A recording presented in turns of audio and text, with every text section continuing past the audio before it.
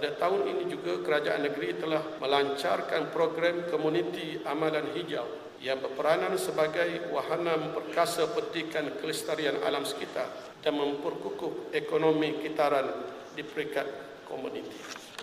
Antara aktiviti utama di bawah program ini termasuklah kempen kita semula yang menggalakkan pengasingan bahan seperti plastik, kertas, logam, bateri dan lain-lain untuk digunakan semula melalui program pengasingan pakaian terpakai, program pengasingan e-waste serta pengurusan sisa makanan yang menghasilkan baja kompos dan RDF daripada sisa organik. Alhamdulillah, hasil pelaksanaan inisiatif tersebut, negeri Kelantan telah berjaya mengurangkan jejak karbon dan mengumpul lebih 5 tan bahan kita semula setakat penghujung tahun 2025, dan ini merupakan satu pencapaian yang wajar dibanggakan dan diteruskan.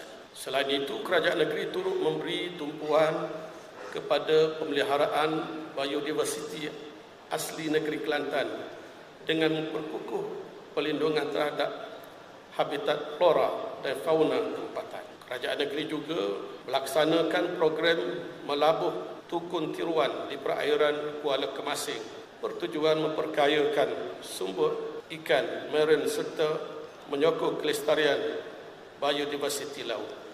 Di samping itu, syarikat-syarikat di bawah naungan kerajaan negeri, khususnya KUM, turut memainkan peranan penting dalam menjayakan agenda kelestarian negeri melalui pelaksanaan pelbagai kempen. Antaranya termasuk program penukaran minyak masak terpakai kepada tunai dan produk guna semula yang dilaksanakan dengan kerjasama Air Kelantan Sdn Bhd serta pihak berkuasa tempatan. Inisiatif ini bukan sahaja meningkatkan kesedaran awam terhadap amalan kita semula dan pengurusan sisa, bahkan menjadi platform pendidikan komuniti dalam membentuk masyarakat yang lebih berilmu, bertanggungjawab dan berakhlak terhadap alam sekitar, selaras dengan tuntutan Islam agar manusia memelihara bumi sebagai suatu amanah Allah Subhanahu wa taala.